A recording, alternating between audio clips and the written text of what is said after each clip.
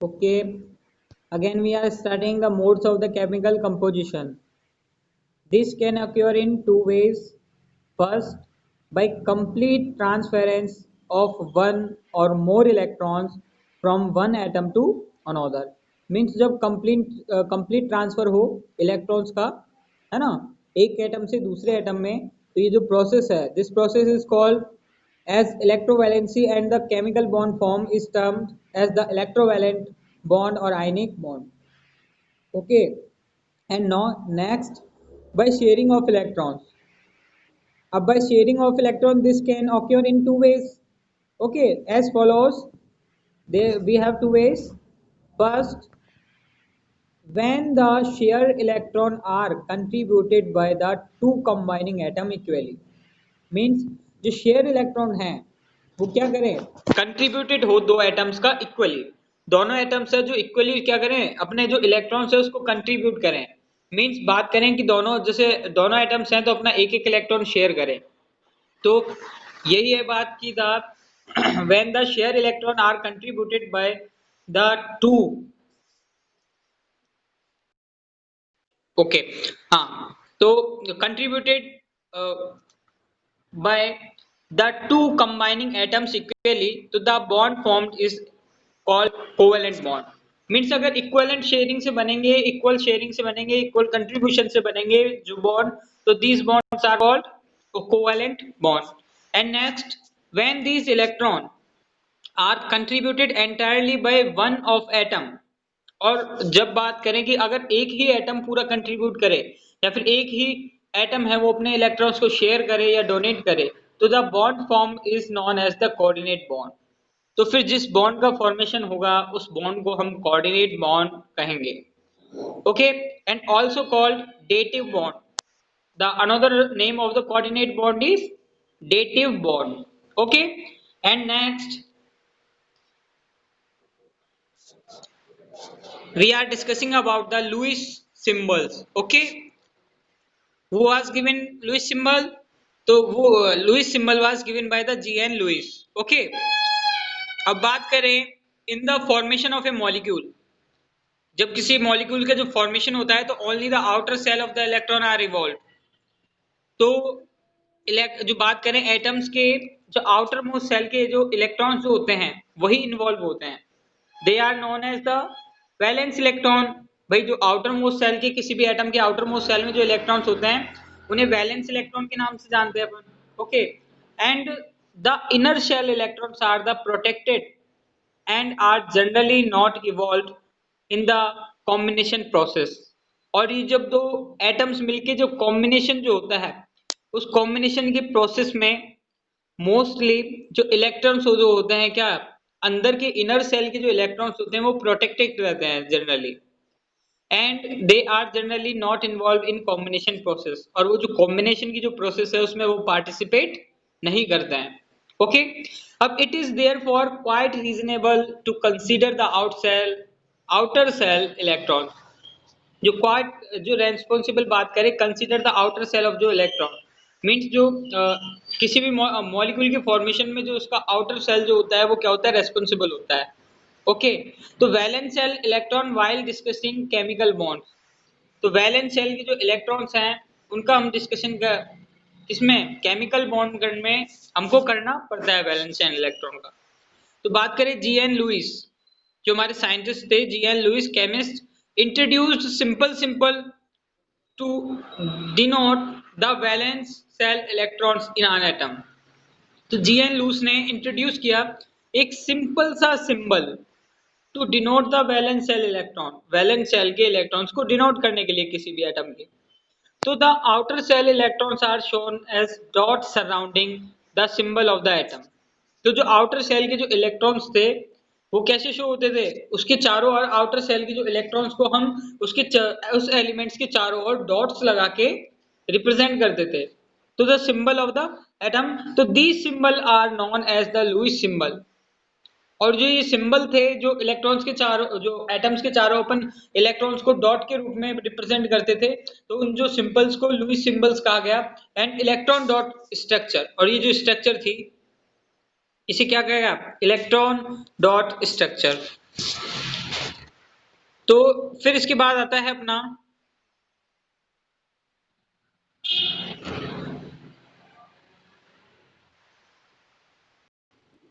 बात करें ionic bond.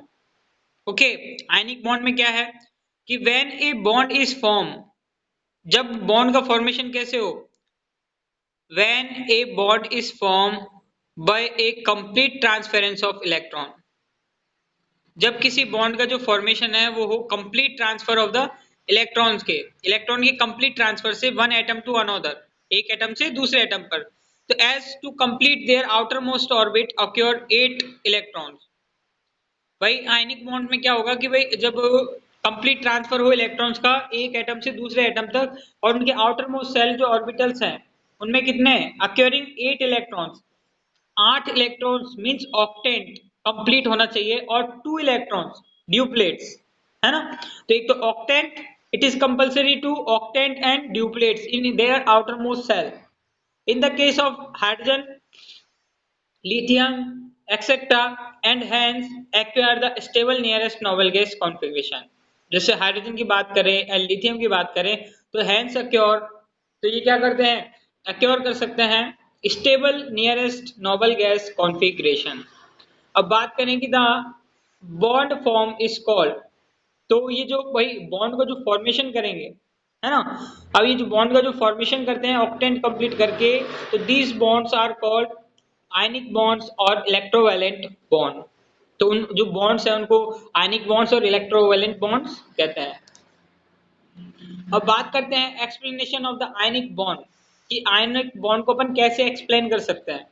Okay, तो the explanation of the ionic bond is the atoms are electrically neutrals.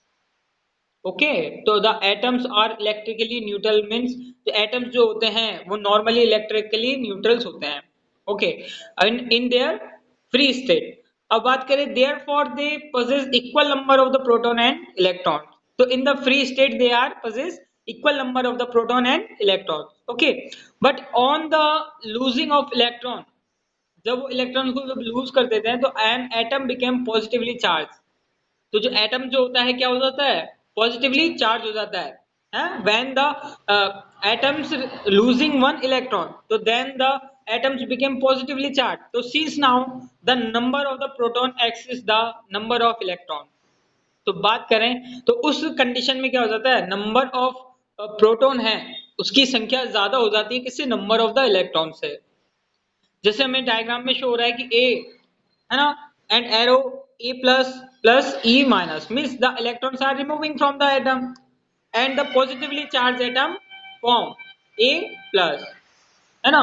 अब next on the other hand in the case of atom gaining of electron